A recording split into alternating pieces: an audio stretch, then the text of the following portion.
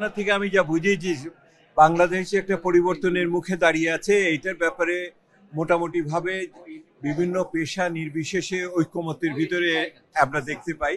একটা প্রত্যাশা, পরিবর্তনের প্রত্যাশা খুব প্রগাঢ়ভাবে দেশের মানুষের মধ্যে আছে। এটা আজকের আমার অন্যতম বড় উপলব্ধি হলো রাজনৈতিক নেতৃবৃন্দরা যারা ছিলেন তারাও সকলে এই প্রত্যাশাটার চাপ অনুভব করছেন।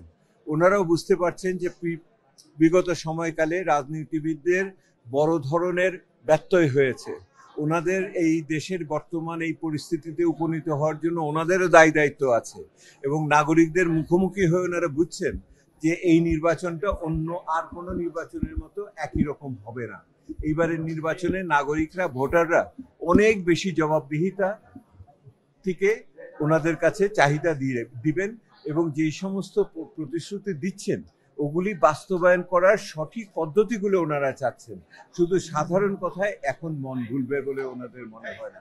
আমি একটা সজাগ জনতা এবং একটি ক্রমান্বয়ে সচেতন নাগরিক নেতৃবৃন্দ এবং এর সাথে একটি নতুন রাজনৈতিক সংস্কৃতির উন্মেষ দেখতে পাচ্ছি। আমি আশা নিয়ে ফিরছি।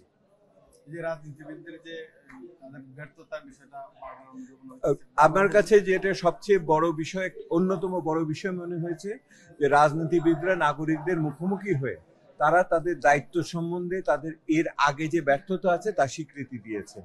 এইটা রাজনীতির পরিপক্কতার লক্ষণ। আমরা এটাকে সামনে নিয়ে যাব এবং একই রকম ভাবে তাদের সাহায্য করব যাতে জনগণের কাছে দেওয়া প্রতিশ্রুতি তারা বাস্তবায়ন করতে পারে। সেই জন্য ইশতেহারটা গুরুত্বপূর্ণ, নির্বাচনটাও গুরুত্বপূর্ণ। নির্বাচন নিয়ে যে শঙ্কা এখনো রয়েছে সেই শঙ্কা দ্রুতই দূরীভূত হোক, এটাই নাগরিকরা চাইলেন। একটা বিষয় সেটি হচ্ছে যে আপনি তো শ্বেতপত্র কমিটির প্রধান ছিলেন, জমাও দিয়েছেন। মানে এইটা আসলে যেই আসলে প্রস্তাবনা বা আপনার প্রত্যাশা নিয়ে জমা দিলেন সেটি আসলে কতদূর বাস্তবায়ন আপনারা কি দেখলেন? এই বর্তমান সরকার যে আগ্রহ উৎসাহ নিয়ে, বিশেষ করে প্রধান উপদেষ্টা যে উৎসাহ নিয়ে শ্বেতপত্র এবং অন্যান্য যেগুলো যেই টাস্কফোর্স রিপোর্ট বা অন্যান্য তৈরি করেছিল, আমাদের পরিতাপের জায়গা হলো যে প্রধান উপদেষ্টার ওই আকাঙ্ক্ষাটা ওনার যে সাথে সহযোগীরা এবং যে আমলাতন্ত্র সাথে আছে তারা অতখানি এগিয়ে নিতে পারে নাই। সেজন্য আমরা মনে করি যে আগামী দিনে ইশতেহারের ভিতরে এই প্রতিশ্রুতিগুলোকে স্থান দিতে হবে এবং নতুন সরকার যে আসবে এইটা ধারাবাহিকতাটা রক্ষা করবে। এইটার প্রত্যাশার অংশ হিসেবে আছে। নতুন বাংলাদেশ গড়তে হলে, বাংলাদেশে একটা মধ্যমেয়াদী আয়ের জায়গাতে নিয়ে যেতে হলে এই সংস্কারগুলো অপরিহার্য। ওই যে বলেছি, সংস্কার বিরোধী জোট যেটা সৃষ্টি হয়েছিল সেটা ভাঙতে হলে এই ধরনের পদক্ষেপগুলো অপরিহার্য। আমরা এটা প্রত্যাশা করি রাজনীতিবিদরা তারা এটা ধারণ করবে ইশতেহারের মধ্যে। সবই সরকার করে যেতে পারবে বলে আমরা মনে করি না। আগামী দিনে সরকারকেও দায়িত্ব নিতে হবে। আমি মনে করি আমি বলি সংস্কার একটা ধারাবাহিক প্রক্রিয়া এবং সেই ধারাবাহিক প্রক্রিয়া এই সরকার কিছু করে যাবে, কিছু করতে পারবে না।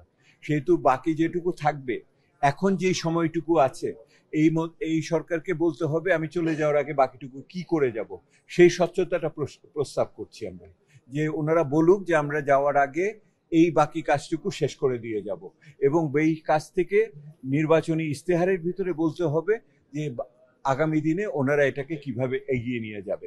এইটি আমাদের কাছে প্রত্যাশা। দেশ থাকবে, জাতি থাকবে, আমরা সবাই থাকবো, সেহেতু সংস্কারও অব্যাহত থাকবে।